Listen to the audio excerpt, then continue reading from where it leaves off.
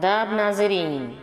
हैदराबाद के खदीम इमारत चार मीनार के दामन में आज सुबह सैनिटाइजिंग किया गया और जनता कर्फ्यू का असर भी शहर में नज़र आया।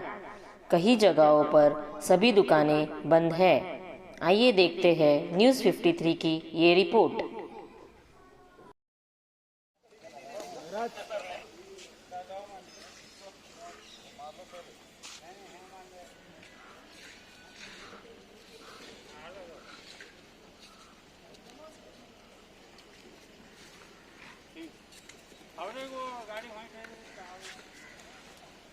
પેલા માણસે